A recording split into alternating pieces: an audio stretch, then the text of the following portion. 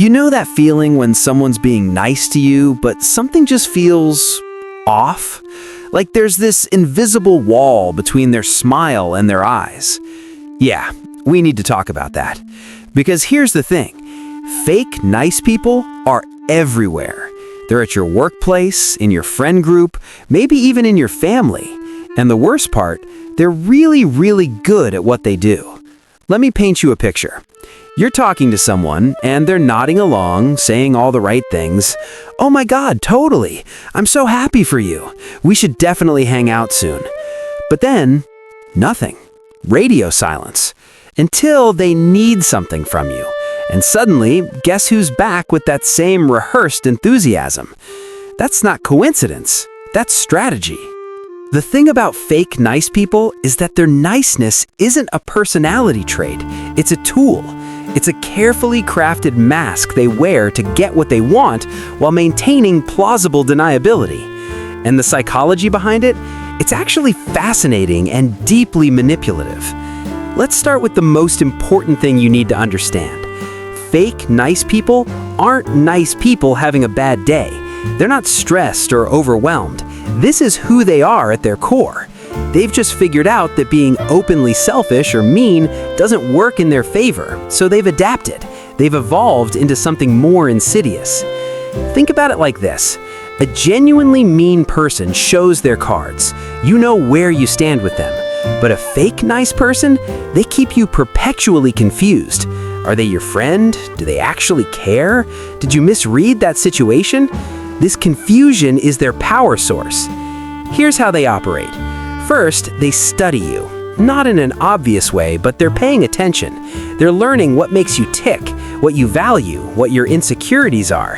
They're looking for your buttons so they can press them later. And while they're doing this, they're showering you with just enough attention to keep you invested. They'll remember small details about your life, not because they care, but because it makes their performance more convincing.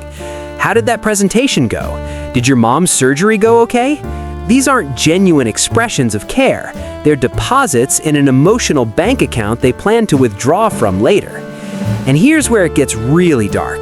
They need you to like them, not because they value your friendship, but because your approval validates their mask. Every time you think, "They're so sweet," or "They're always so supportive," they've won. You've bought the act. And now you're less likely to question them when things don't add up. Let's talk about their language patterns, because once you notice these, you can't unsee them.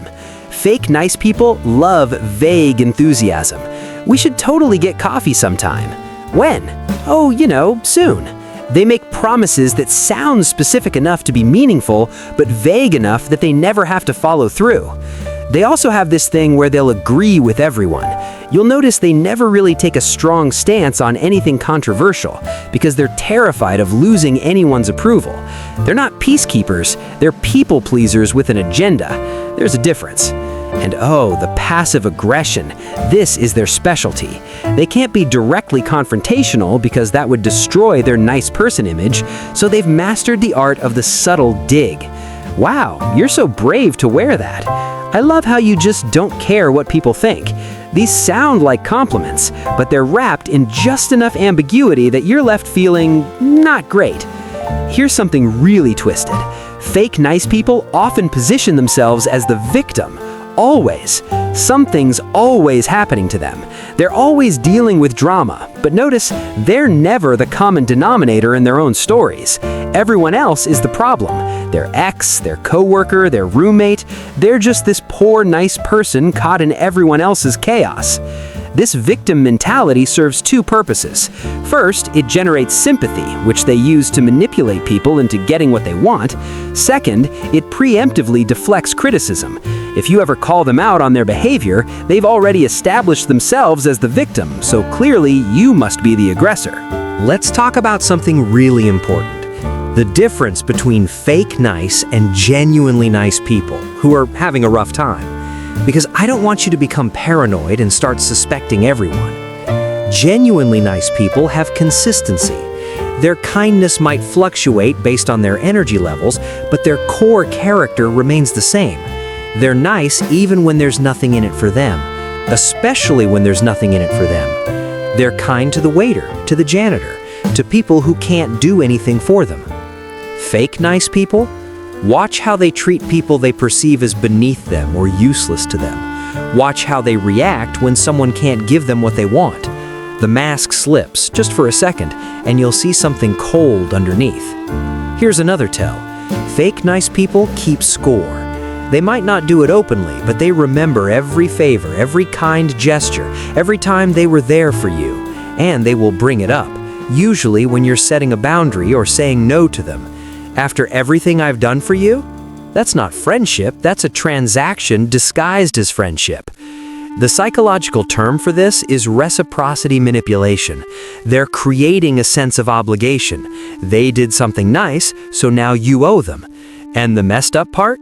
They often give in ways you didn't ask for, so they can claim generosity while putting you in debt.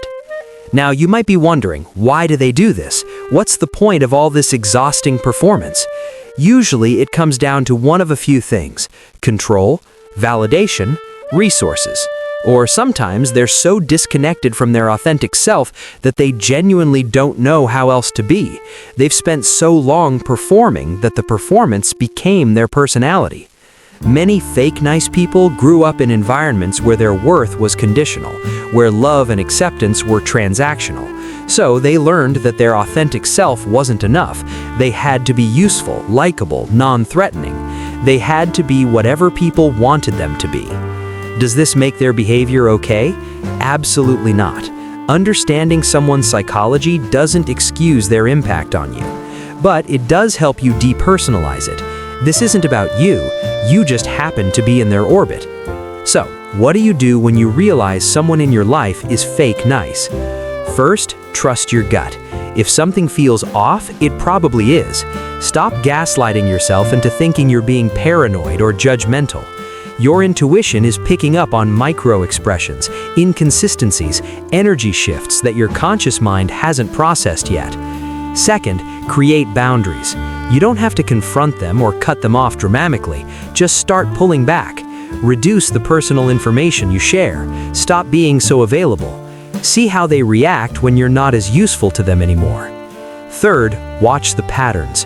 One questionable interaction could be a misunderstanding, but patterns are character. And finally, stop trying to win them over or prove yourself to them. Fake nice people have already decided who you are to them, a supporting character in their narrative.